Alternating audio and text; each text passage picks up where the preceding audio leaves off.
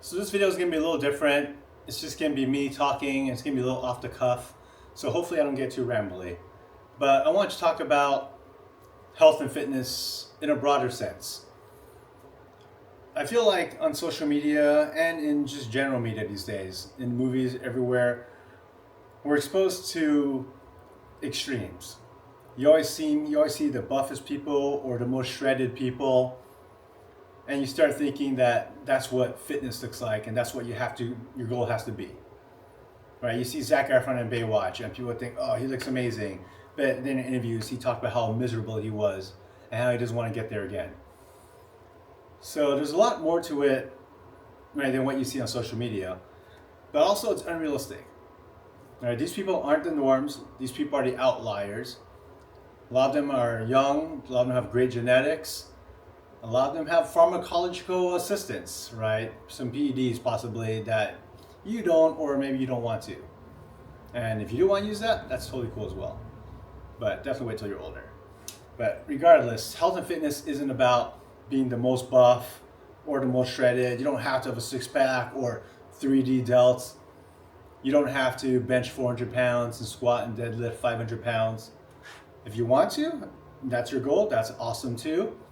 But not everyone has that goal, and it's okay to not have that goal. It's okay to not want to look like The Rock or Zac Efron or Chris Hemsworth or whatever. Everyone has their own goal for health and fitness. I mean, health, as long as you're in a healthy body weight, healthy body fat composition, right, then you're good. In terms of fitness, that really depends on you, what you want. If you're an older person and you just want to be very mobile and be able to walk around, 20, 30 steps a day, touring Europe or Asia or whatever on vacation, and that's your fitness goal, if you hit that, that's awesome. And that's a great life. I wish I could do that. Or if you want to play with your grandkids, or you just want to be able to walk your dog, you want to play pickup basketball, you want to be able to go hiking, those are all great goals, and those are all what I would consider fit. If you achieve those goals, if that's what you want, and you achieve that, then I would consider you fit. Fit for your purposes and fit for what you want. You could be 35, 40% body fat, which is definitely not healthy. But if your goal then could just be get down to sub 25%, and then, not just, that's a big task and it's a great achievement if you do that. But it's still far from what you see online of people saying 12% is ideal or whatever. But if you hit that, go from 35, 40 to sub 25% body fat, you have a lot more energy, you look and feel better, you'll have a lot less health issues, and the probability of you living a longer life will probably greatly increase, which would be healthy. I would consider it healthy, and if you achieve that, that'd be an amazing achievement, and I would consider you fit. Could you get more fit? If you wanted to, sure. But if you were happy there, then I would say that's awesome. And you're fit, you've hit that fitness goal of yours, and that's amazing.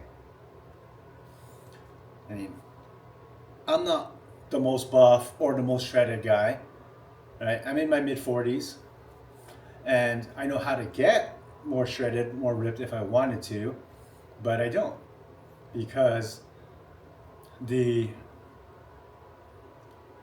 eating discipline and restrictions that I would need to implement to be able to achieve that isn't worth it to me. The juice isn't worth the squeeze, as they say.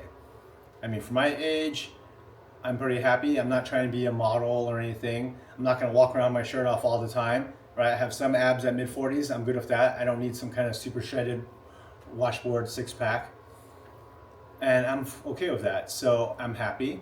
Obviously, I still want to improve, and if I do get leaner in the process, that'll be fine, but I'm not specifically trying to get super shredded or super jacked. I just want to make small incremental improvements because I'm already happy just to improve different aspects of my health and fitness. So I think fitness is going to be a very personal journey, and the best way to get fit is going to be, you can find an activity that you actually enjoy. So if you like swimming, running, hiking, playing basketball, doing martial arts, whatever it is, if you actually enjoy that, then that's probably going to be your best way for fitness. And that's probably what you're going to be training towards anyway, right? Being able to do what you enjoy. So if those are what you like to do, stick to those. You could always supplement with some calisthenics or weight training if you want for aesthetic purposes, or to beef up a little bit of performance in your sports. But lifting weights isn't required, right? As long as you're active and doing things, you should maintain a good level of health and fitness. Although as you get older, you should incorporate some resistance training just to maintain, lean body mass and joint and bone health. But you don't need to do that much of it, and you definitely don't need to hit sub 10% or 12% body fat, and you don't need 3D shoulders or any of those things. If you want those things, that's amazing too, but not everybody wants those, and it's totally okay to not want those. So sorry for the rambling video. I just wanted to talk about health and fitness because I think health and fitness should be for everyone. I think people look online and they see these standards. People usually only post online once they're already very fit, they have a great physique, or they're able to do some pretty impressive, strength and skill feats. And when people see just that online, they start thinking that's some goal that they have to hit, or that's a cutoff for being healthy or fit. And I think it also can be discouraging because it's very hard to hit those. Not that you can't, but if you see that and you think that's what it takes to be fit, and you have a hard time achieving that, then it can be demotivating and make people fall off the horse. So keep in mind what your own lifestyle is like, what your own genetics are like. All right, some people hold on to weight more. Some people have bigger builds. Some people have slimmer builds. Some people have a pair build. We have ectomorphs, mesomorphs, endomorphs, and crosses of all those. And your genetics will play a big part in it, and your lifestyle. People have different jobs. Some people don't have time to lift that much. Right? You have to do a very efficient workout, which will lend itself towards some level type of fitness versus a different type of physique or build. And some people have more time. But your genetics, your lifestyle, restrictions, those are all going to affect what you can do and how much you can do. And it's going to affect what's realistic for you and what your goals are. So as long as you're improving or reaching your goals for health and fitness, then that's all that matters. Doesn't matter what you see online. It doesn't matter what people say.